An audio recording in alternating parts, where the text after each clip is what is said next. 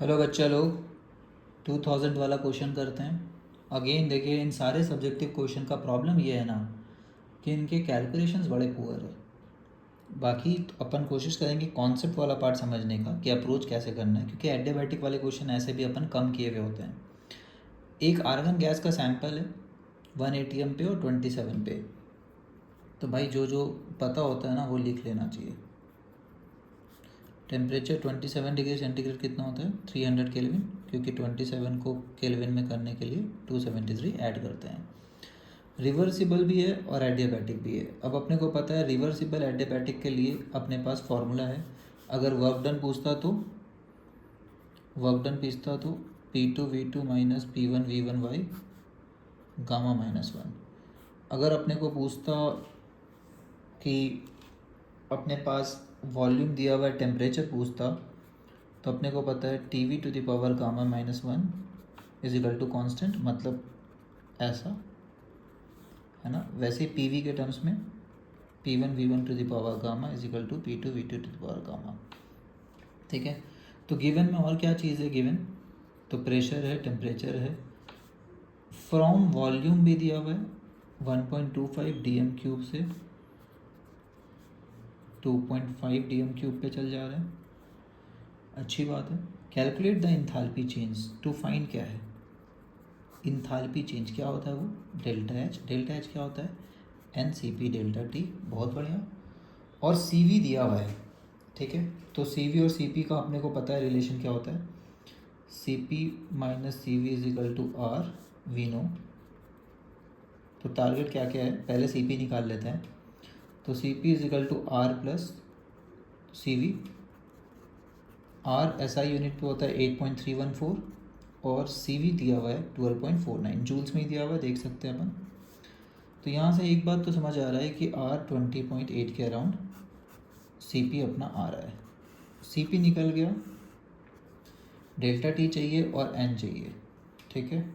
Sample of argon gas है। तो दिक्कत कहाँ का है? दिक्कत है टू फाइंड N, ठीक है। तो सेकंड टारगेट पे चलते हैं, फाइंड N की तरफ। फाइंड N कैसे करेंगे? PV is equal to NRT, तो N is equal to PV/RT। Pressure volume पता है क्या?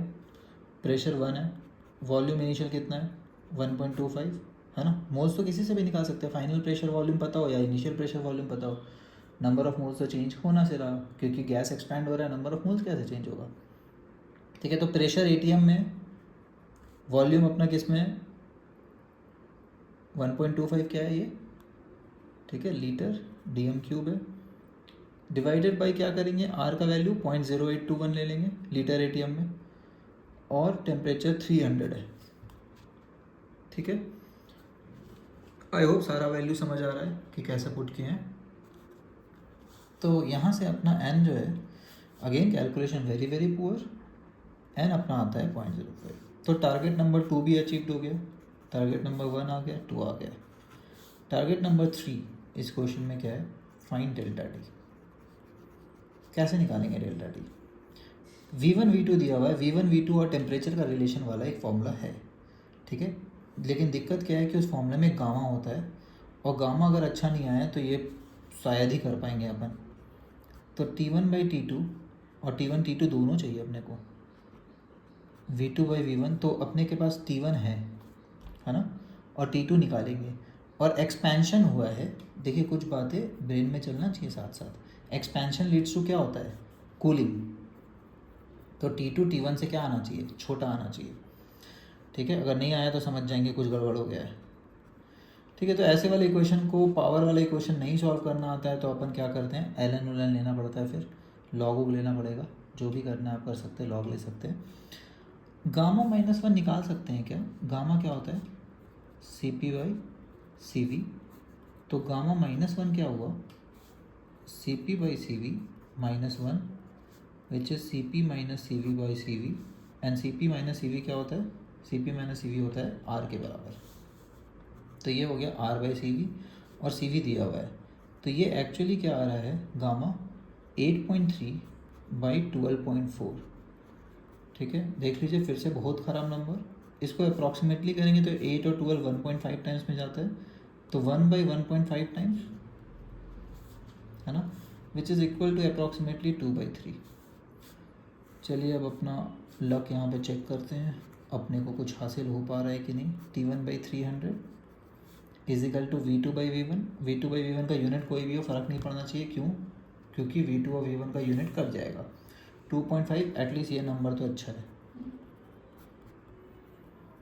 होल टू द पावर गामा-1 जो कि अपना आया 2/3 है ना, लॉग है यहाँ पे, तो ये तो अच्छा नंबर आ रहा है log 2, और 2/3 कहाँ जाएगा? बेस में चल जाएगा। बट कोई फ़ायदा होगा उससे? फ़ायदा तो नहीं हो रहा है। इससे अच्छा तो डायरेक्ट ही कर लेते हैं। अगर लॉग का वैल्यू दिया हुआ है तो फ़ायदा होगा, नहीं तो कोई फ़ायदा नहीं होता है। तो मतलब डायरेक्ट ही करते, बात बराबर है हमारे लिए। तो अगर लॉग का वैल्यू हमारे पास नहीं है तो अपना क्या आया, 2 टू द पावर 2/3। 2 स्क्वायर होता है 4, तो ये आया 4 का क्यूब रूट है ना। तो 4 का क्यूब रूट, 4 का रूट करते हैं 2 आता है, ठीक है। तो ये लगभग आएगा 1.6। 1.6 को डबल करेंगे तो कितना होता है? 2.56। 2.56 को फिर 1.6 से इंटू किए तो कितना आएगा?